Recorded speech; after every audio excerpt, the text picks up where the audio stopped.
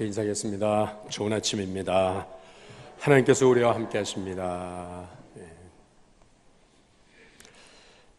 다음 주간 9월 18일부터 9월 22일까지 우리 교회가 소속되어 있는 대한예수교 장로회 통합교단의 102회 총회가 열리게 됩니다. 이 총회를 앞두고 우리 총회의 통계위원회에서 우리 교단의 2017년도 교세를 발표했습니다.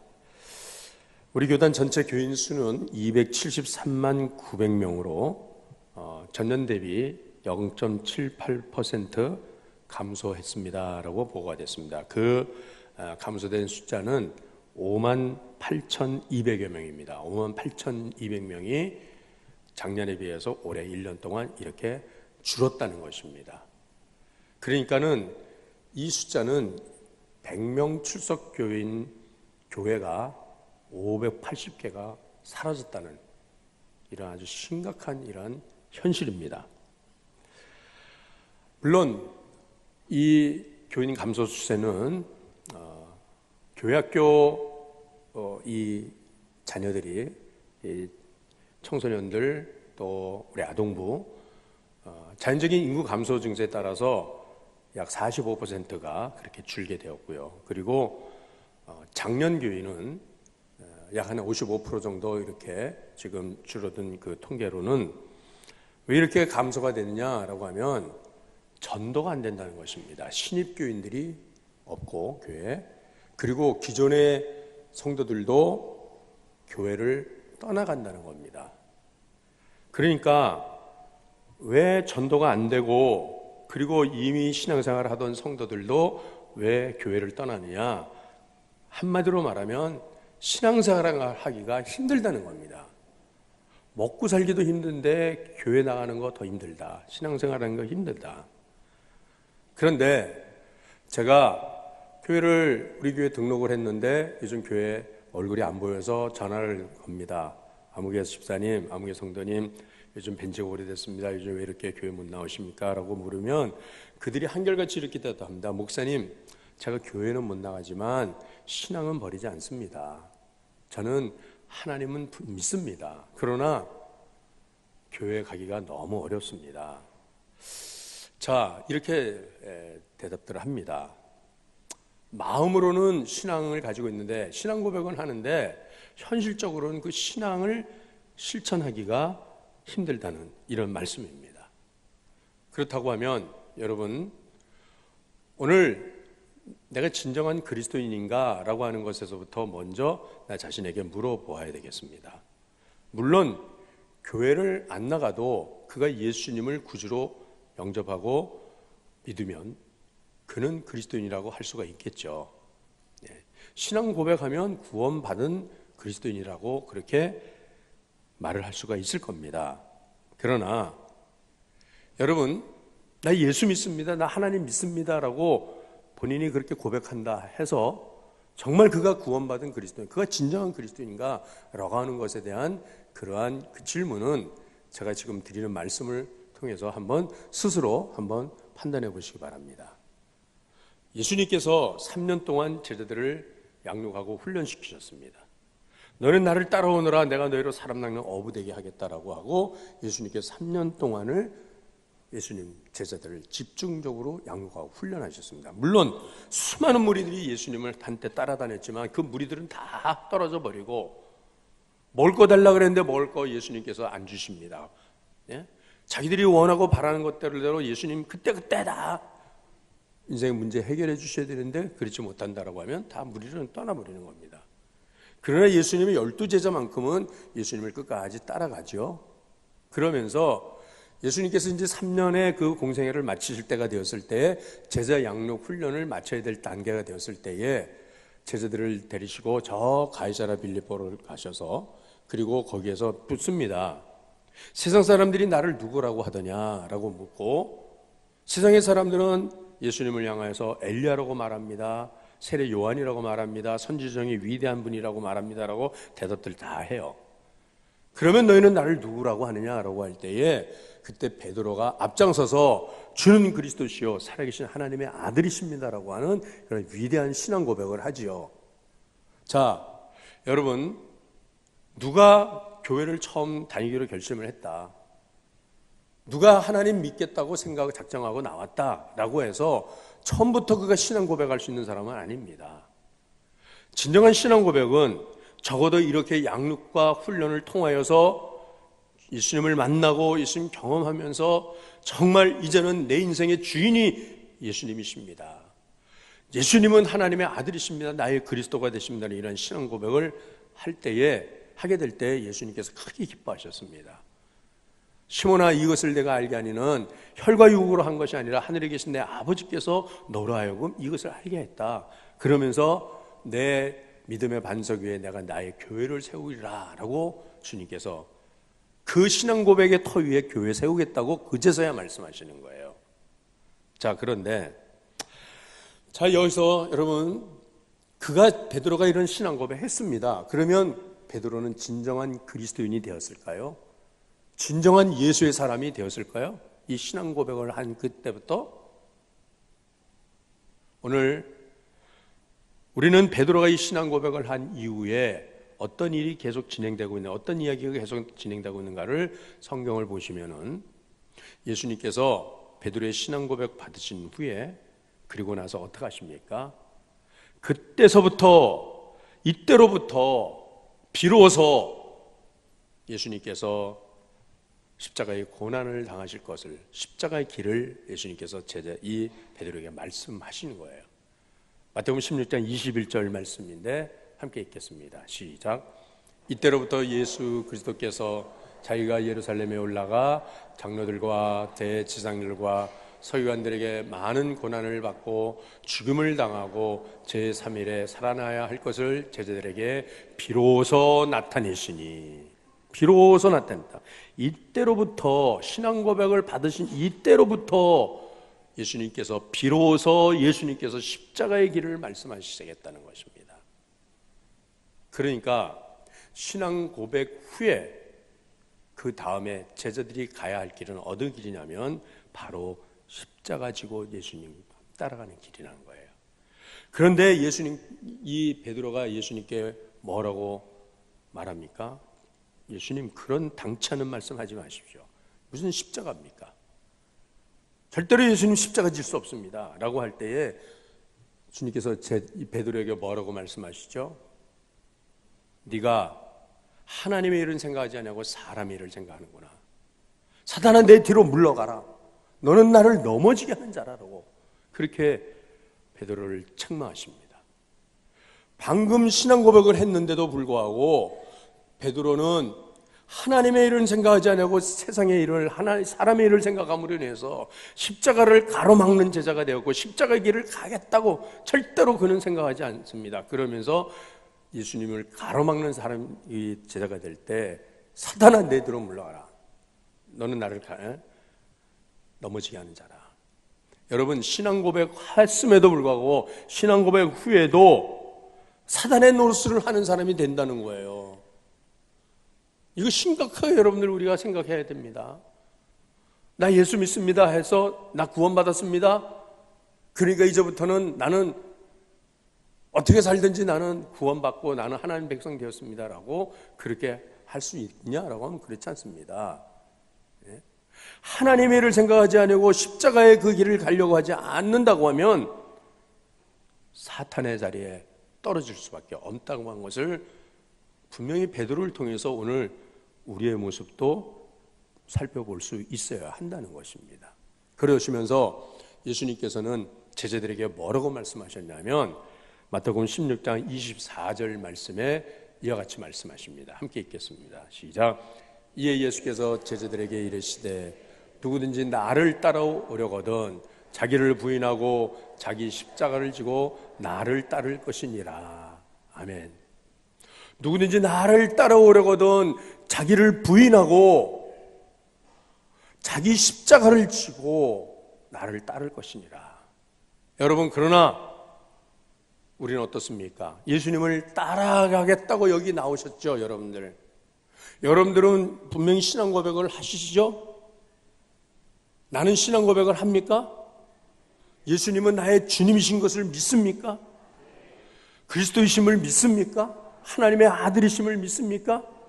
분명히 신앙 고백을 했다고 하면 그 다음에 신앙 고백 후에는 예수님과 함께 십자가로 나가야 한다는 것입니다. 그러나 우리는 예수님을 따른다고는 말하면서 나는 나를 부인하지 아니하고 그리고 나의 십자가를 지지도 아니하고 그러면서 예수님을 따른다고 말하는 이런 나의 모습은 아닌가요? 누가 진정한 그리스도 예수의 사람입니까? 나 예수 믿습니다라고 해서, 나 교회 다닙니다라고 해서 그가 그리스도인입니까? 오늘 본문의 말씀은 분명히 그리스도 예수의 사람은 어떤 사람들인가라고 하는 것을 오늘 우리에게 말씀하십니다.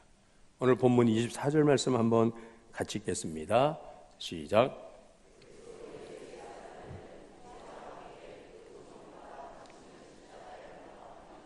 아멘. 그리스도 예수의 사람들은 육체와 함께 그 정욕과 탐심을 십자가에 못 박았느니라. 못 박은 사람들이라. 여러분, 우리는 정말 나의 정욕과 탐심을 십자가에 못 박았습니까? 못 박지 않았으면 나는 진정한 그리스도인이 아니죠. 여기에 우리의 고민이 있습니다. 날마다, 그래서 바울 사도는 날마다 나는 죽노라 그랬습니다. 여러분, 사실 우리가 이 육체 가운데 살 때에는 항상 육체의 욕심이 있고 육체의 유혹이 따릅니다. 사탄은 그 육체의 욕심을 통하여서 우리를 넘어뜨리려고 합니다. 정욕과 탐심이 우리 안에 항상 상존하고 있다는 것입니다. 그러면 십자가에 못 박았느니라라고 하는 말씀은 뭐냐면 절대적 내 삶의 근거가 나는 그리스도의 십자가에 날마다 나를 못 박고 살아간다라고 하는 이런 고백을 하면서 사는 것이어야 한다는 것입니다. 젊은 청년 아름다운 요셉이 보디발의 집에 그가 노예로 살 동안에 보디발의 아내 젊은 그 아름다운 여인이 청년 요셉을 유혹하지 않습니까? 남편이 출근하고 나서 요셉을 유혹을 하잖아요. 함께 동침하자고. 그럴 때에 이 청년 요셉이 어떻게 그 여인의 유혹을 뿌리칩니까? 어떻게 그 유혹을 이길 수 있었습니까? 그는 내가 하나님 앞에서 이 큰 죄를 내가 어찌 범하리요? 하나님 앞에서 하나님의 면전 의식을 가지고, 그러니까는 우리가 세상에 살아가면서 이러한 정욕과 탐심으로 인하여서 우리가 넘어지고 우리가 이 사탄의 유혹에 넘어지려고 하는 그런 순간에라도 하나님의 면전을, 하나님의 얼굴을 바라볼 수 있어야 한다는 것입니다. 그래서 하나님 앞에서 내가 이 큰 죄를 어찌 범하리요? 우리 그리스도인은 분명히 정욕과 탐심으로 말미암아 현저한 죄 가운데 떨어져서 그렇게 살다가 당해서는 안 될 그런 사람이라는 것을 아셔야 합니다. 물론 예수님께서 내 모든 죄를 위하여 다 십자가에서 그 문제를 해결하셨다 함에도 불구하고, 그러나 이제 내가 사는 것은 이제는 날마다 나도 그리스도께서 십자가에 못 박혀 죽으신 것처럼 나도 그렇게 살아가야 되는 것. 정욕과 탐심을 십자가에 못 박는 일. 여러분, 우리 안에 있는 정욕과 탐심의 그 리스트를 쭉 이 성경이 오늘 우리에게 먼저 보여주고 있는데, 이 본문 앞에 한번 보시겠습니다. 갈라디아서 5장 19절부터 21절까지의 말씀인데, 도대체 내 안에 있는 내 삶 속에서 아직까지도 계속해서 나를 유혹하고 있는 이 정욕과 탐심의 목록은 어떤 것들이 있는가? 19절에서 21절 말씀 같이 읽겠습니다. 시작.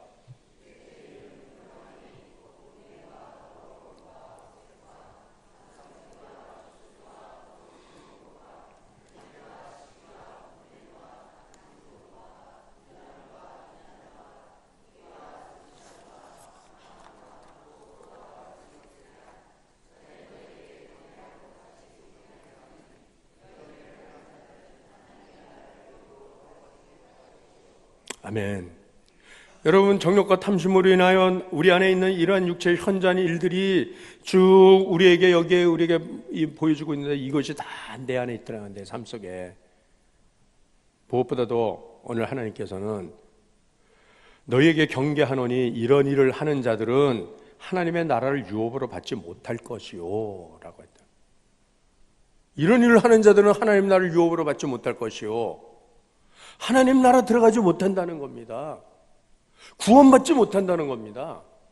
그러니까는 나 신앙 고백했습니다, 나 세례 받았습니다 라고 아무리 한다 할지라도 내 삶 속에서 정욕과 탐심을 십자가에 못 박으면서 매일매일 내 지체를 주님 앞에 복종시키면서 살지 아니하면 이런 죄들을, 이런 이 목록들이, 리스트들이 쭉 나오게 될 때 하나님 나라 못 간다는 거예요. 이게 심각한 얘기 아닙니까? 결국은 신앙 고백을 했던 베드로도 사탄이 되고 말지 않습니까? 그러니까는 여러분, 오늘 우리가 신앙생활을 바르게 한다라고 하는 것은 뭐냐면 육체와 함께 그 정욕과 탐심을 십자가에 못 박는 거예요. 죽는 것이에요. 죽는 것입니다. 오늘도 죽여야 합니다. 오늘도 십자가에 나를 못 박아 죽여내요. 그래서 에베소 2장 1절 말씀에도 너희의 허물과 죄로 죽었던 너희를 살리셨도다. 너희의 허물과 죄로 죽었던 너희. 저희 집안에 어떤 누님의 이야기인데요, 이 누님이 지금부터 한 20, 30년 전에 있었던 이야기를 저한테 들려줬습니다. 이 누님이 가정에 좀 어려운 형편으로 인해서 이제 남의 집에 일을 하러 가게 됐어요. 파출부로. 그런데 그 소개받아서 간 집은 저 명륜동에 있는 아주 부잣집이었습니다. 더군다나 그 집은 남편이 산부인과 의사였고 교회 장로님이었고, 그리고 그 부인은 권사님인데 2대 메이킨 출신이었다는 겁니다. 완전 명문 가정이잖아요. 그 당시만 해도 이 누님이 믿음 생활이 그렇게 잘 되지 않는 가운데 생활도 어렵고 이러면서 그런 집에 가게 됐으니까 한편으로는 내가 이 집에 가서 참 하나님의 은혜를 같이 많이 받을 수 있겠다는 그런 기대를 가지고 그 집에 간 거죠. 그 집에 가서 이렇게 일을 도와주면서 이제 생활을 하는데, 그런데 어느 날 그 쓰레기를 치우는 환경미원이 이제 대문 앞에 이렇게 일을 하다가 만나게 됐대요. 그 당시만 해도 이 환경미원들이 집집마다 쓰레기를 다 이렇게 퍼가던 시절이었어요. 근데 그 분을 만났는데 인사를 하게 됐는데 그분이 그러더래요. 그 아저씨가, 이 집은 내가 몇 년 동안 여기에서 일을 하면서 다녔는데 다른 집들은 명절 되면 고맙다고 뭐 선물도 주고 또 커피도 끓여주고 이러는데 지금까지 이 집에서 커피 한 잔 얻어먹은 일이 없다는 거예요. 그런 말을 하더라고요. 그 부잣집에서, 그 장로님 권사님 집에서 그러더래요. 그런데 이 권사님이 그때 갔을 때 몸이 안 좋아서 간암 진단을 받아가지고 투병 중이었답니다. 뭐 온갖 좋은 약들은 다 먹으면서 그렇게 이제 치료를 하는 거죠. 그런데 이 권사님이 하는 일이, 매일같이 하는 일이 매일 얼굴 마사지 하는 거, 얼굴 꾸미는 거래요. 속은 암덩어리가 자라나고 있는데 겉만 꾸미는 거, 겉만. 그렇게 얼굴에 마사지하고 정성을 들고 권사님이 성경을 보거나 기도하는 걸 보지를 못한다는 거예요. 근데 이제 병세가 이제 점점 깊어지니까 이분이 헛것을 보기 시작했어요. 근데 어느 날 방 저편에서 시커먼 사람이 서가지고 몽둥이를 들고 막 이러고 노려보고 있는 걸 봐요. 그러니까 막 비명을 지르면서 나 죽기 싫다고, 나 안 죽을 거야, 막 발버둥을 치는 거예요. 헛것을 본 게 이게 하나님께서 보여주신 거겠죠.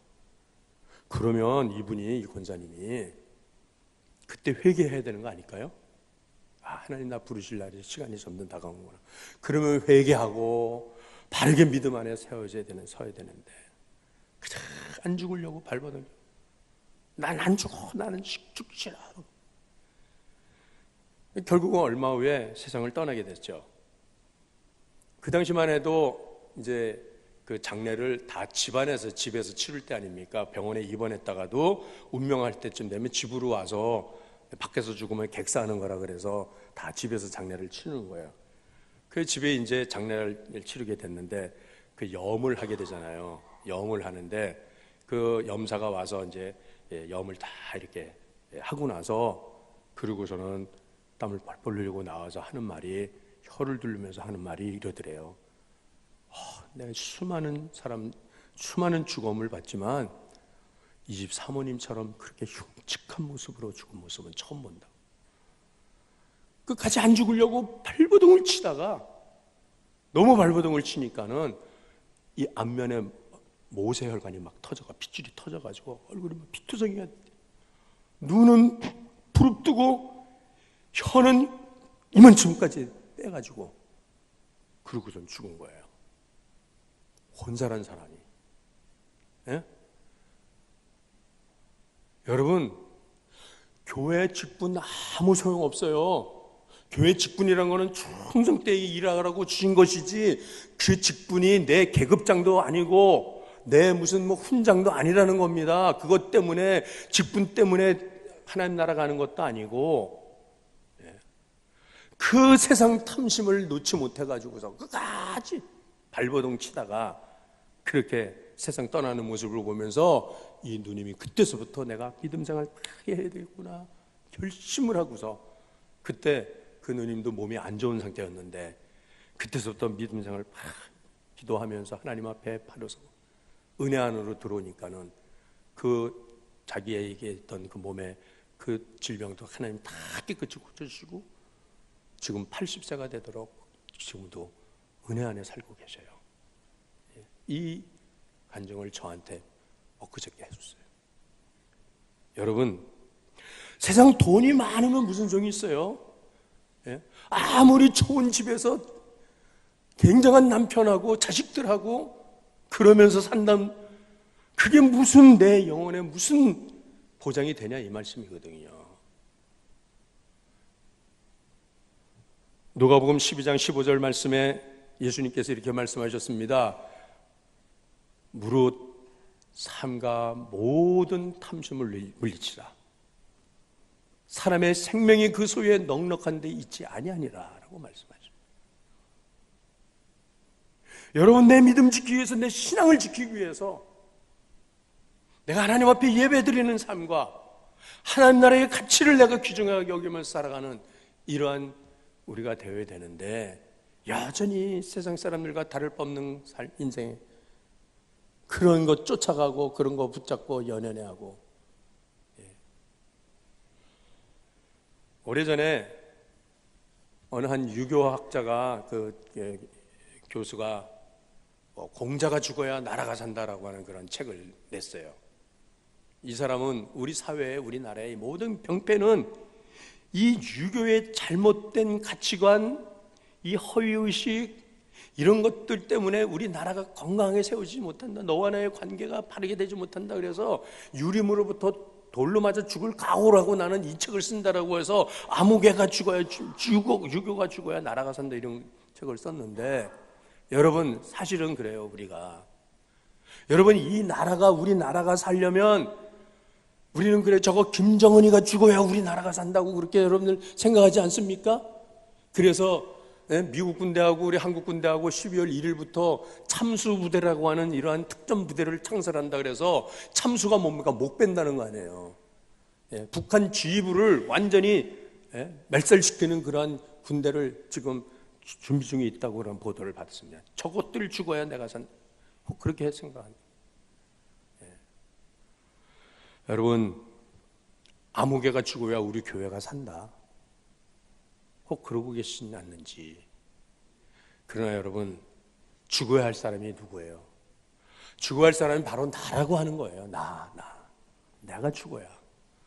내가 죽어야 우리 가정이 살고, 내가 죽어야 우리 교회가 살고, 내가 죽어야 우리 한국교회, 우리 나라가 산다라고 하는 것을 우리는 그렇게 분명히 고백하고 우리가 믿음 생활을 바르게 해야 한다는 것입니다.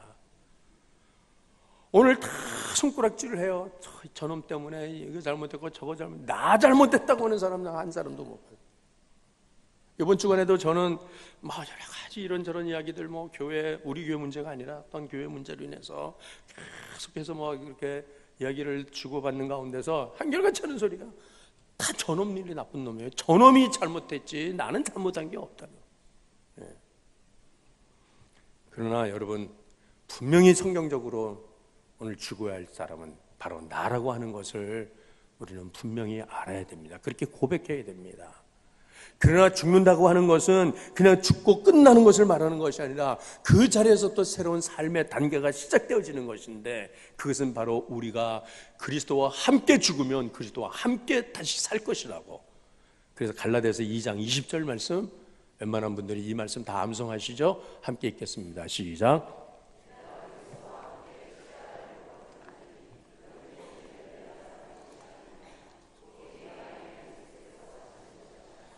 이제 내가 육체 가운데 사는 것은 나를 사랑하사 나를 위하여 자기 자신을 버리신 하나님의 아들을 믿는 믿음 안에서 사는 것이라. 아멘. 여러분, 그리스도와 함께 내가 죽습니다라고 하면 그리스도와 함께 다시 살게 하실 줄로 믿습니다. 이것이 그리스도 예수의 사람이에요. 그리스도 예수의 사람. 그렇게 해서 그리스도 예수와 함께 다시 산다는 것은 구체적으로 또 어떤 말씀이냐면, 그것은 바로 성령님과 날마다 동행하는 삶을 말하는 것입니다. 오늘 본문의 25절 말씀입니다. 25절을 읽겠습니다. 시작. 만일 우리가 성령으로 살면 또한 성령으로 행할지니. 아멘. 이제부터는 성령을 따라 산다라고 하는 거예요. 성령과 함께 사는 삶. 젊은이들, 처녀총각들은 서로 만나서 사랑을 하게 되면 사랑의 눈이 멀죠. 그러다 보면은 이 사랑을 영원히 우리가 함께 나누자 해서 이제 결혼하자 그래요. 함께 살자 그래요. 그래서 결혼을 합니다. 그러면 결혼을 하고 함께 살다 보면 여러분 계속 사랑하게 되던가요? 예? 계속 사랑하게 되던가요? 예. 아니. 아이고, 내가 콩깍지가 껴서 잘못했겠네 라고 하는데, 그렇지만 어떻게 해요? 결혼했기 때문에 이제부터는 같이 살아야 돼요. 같이 산다는 건 뭐예요? 이제는 서로 맞춰가면서 내 주장, 내 뜻, 내 사고방식, 내 가치관 이런 것을 주장하지 아니하고 당신이 나처럼 살라고 하는 게 아니라 서로 맞춰가는 거예요. 네. 여러분, 결혼 생활이 그렇게 수월한 문제는 아니잖아요. 사랑한다고 해서 다 된 게 아니잖아요. 화성에서 온 남자, 금성에서 온 여자가 지구에서 만나서 살기 때문에 힘든 거예요. 그렇지만은 이것은 함께 뜻을 모아서 함께 살아가는 거예요. 여러분, 우리가 신앙생활 하는 게 그래요. 나 하나님 사랑합니다. 여러분, 하나님 사랑한다고 다 고백하잖아요. 그러나 하나님 사랑한다라고 하는 것과 하나님과 함께 사는 것은 달라요. 성령님과 함께 동행하는 삶은 다르다 이 말이에요. 그러니까 사랑한다고는 말은 하지만은 함께 더불어 성령님과 함께 살아가는 삶은 힘들다고. 그래서 내 주장하는 대로, 내 원하는 대로, 내 가치관대로, 내 사고방식대로 그거 버리지 않고 그거 주장하고 고집하며 살다 보면 어떻게 해요? 부딪히잖아요. 충돌하잖아요. 그러다 보면은 어떻게 해요? 깨지고. 그래서 뭐 여러분 사실 그렇잖아요. 한 가정이 이혼하는 것도, 부부가 이혼하는 것도 그렇잖아요. 결국은 합치하지 못하니까 이제 나누겠다. 신앙생활 마찬가지. 하나님 사랑하는 거는 맞는데요, 내가 하나님 뜻을 따라서는 내가 살지를 못하겠어요 라고 하니까 신앙생활을 그만두고 믿음의 자리 떠나버리고 마는 거예요. 그러므로 여러분, 성령님과 동행하는 삶은 성령님께서 이끄시는 대로, 성령님이 다스리시는 대로 순복하며 성령님 앞에 겸손하며 살아가는 것입니다. 오늘 본문 앞에 우리 갈라디아서 5장 16절 말씀 한번 읽겠습니다. 자, 시작.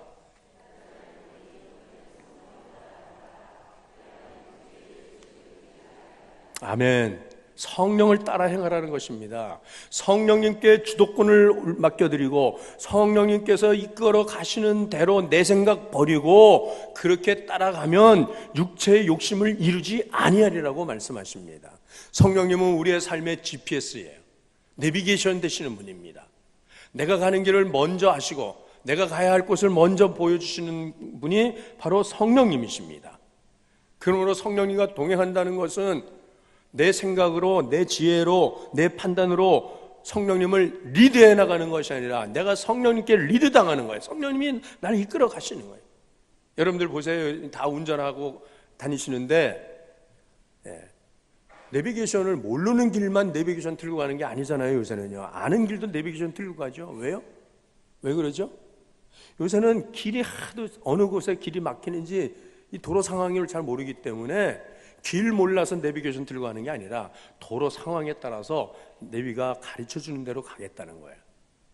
그러면은 제가 어느 목적지를 향해서 가야 되는데 제가 가는 그 길을 알아요. 늘 다니는 게 다 알아요. 그런데 내비게이션을 틀니까 이 길로 쭉 안내하는 게 아니라 절로 우회를 시키더라고요. 돌아가게 하더라고요. 그래서 제가 이거 내비 이거 엉터리네. 이거 왜 이렇게 돌아가게 해? 하고서는 그냥 내가 가는 길로 그냥 갔어요. 가다 보니까 길이 확 막혀가지고서 평소에 20분이면 가는 길을 1시간을 걸리면서 가게 됐어요. 그러니까는 어떻게 해야 돼요? 그때 내비가 돌아가라고 이렇게 하면은 알았습니다. 그리고서는 돌아갔으면은 조금 거리는 조금 돌더라도 거기서 막혀갖고 그렇게 정체돼서 기다리진 않았을 거 아니겠냐고요. 제가 여러 번 경험을 했어요. 그래서 제가 결심한 거는 이제부터는 내비 앞에 겸손하리라 하고서는 제가 가라는 대로 갑니다. 이제는요. 가라는 대로. 하나님과 동행하는 삶 마찬가지예요. 하나님께서 하라고 하는 대로 하십시다. 내 생각으로는 그게 지체되어지는 것이고 내 생각으로는 내 계산으로는 그렇게 하면은 내가 손해보는 것이고 그래서 그 길이 더 먼 길이고 그런다 할지라도 여러분 성령님께서 나에게 인도하시며 가르치시는 대로 그렇게 가는 길이 생명의 길이요 그렇게 가는 길이 축복의 길인 줄로 믿습니다. 신앙생활하는 게 힘들다고 말하는 분들이 많이 있어요. 물론 힘드시죠. 그런데 보세요.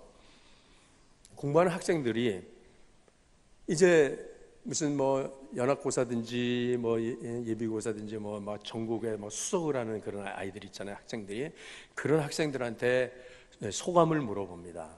이 어려운 시험을 어떻게 이렇게 이 수석을 하게 됐냐고, 공부하는 거 힘들지 않았냐고 그러면 그 학생들은요 한결같이 이렇게 말해요. 저는 공부밖에 할 게 없었어요.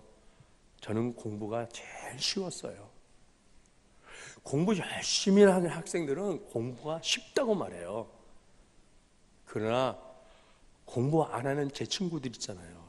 뒤에서 이렇게 막 이러고 하고 놀던 얘네들은 늘 공부하는 게 어렵대요. 하지도 않으면서 어렵대. 어쩌다 한 번 하니까 어려운 거지. 신앙생활 마찬가지예요. 항상 변함없이 늘 해야 되는데 어쩌다 하려니까 힘든 거예요. 사업하는 분들도 그래요. 돈 잘 버는 사업가들은 사업하는 게 너무 쉽대요. 그렇죠? 너무 즐겁대요. 요리사들, 셰프, 요즘 셰프가 대세인데 그분들이 하는 말이 나는 요리하는 시간이 제일 즐거워요 그러잖아요. 여러분 신앙생활이 나는 제일 즐거워요. 그렇게 할 수 있는 저와 여러분 될 수 있기를 원합니다. 그리스도 예수의 사람이라고 불리움받는 거 얼마나 가슴 설렙니까? 예수 때문에 살 수 있고 예수님 때문에 죽고 예수님을 기뻐하고 예수님을 찬미하는 생활, 이것이 그리스도 예수의 삶입니다. 나는 그리스도 예수의 사람이라는 그 호칭에, 그 칭호에 감격하고 있는가? 그리스도 예수의 사람이라는 칭호에 걸맞게 살아가고 있는가? 그리스도 예수의 사람이라고 불림받는 것을 나는 부끄러워하지 않는가? 자랑스럽게 생각하는가? 여러분, 우리가 정말 때로는 믿음 생활 포기하고 싶을 때가 있죠. 힘들죠. 그러나 그것은 그만큼 육체의 욕심과 탐심을 죽이라는 사인입니다. 그리스도와 함께 십자가에 못 박힌 사람들, 죽은 사람들은 말이 없습니다. 죽은 사람들은 환경에 반응하지 않습니다. 오직 내 안에 그리스도 예수의 생명으로 이제는 성령님의 인도함을 따라서 성령님의 인도를 구하면서, 그러면서 우리가 하나님의 사람이라고 그렇게 불림을 받을 수 있는 그러한 우리 모두가 될 수 있기를 간절히 원합니다. 이 시간에 그냥 기도합시다. 하나님, 아직까지도 내 안에 죽어지지 못한 나의 정욕과 탐심을 이 시간에 십자가에 못 박겠습니다. 그리고 이제는 내가 사는 것이 아니라 내 안에 그리스도께서 사셔서 성령으로 인도함을 받는 삶을 하나님 살게 하옵시고, 세상 유혹에 넘어가지 않게 하시고 영적인 경계와 다짐이 새로워지는 이 아침 되도록 우리 함께 기도하시겠습니다. 사랑하는 우리 아버지,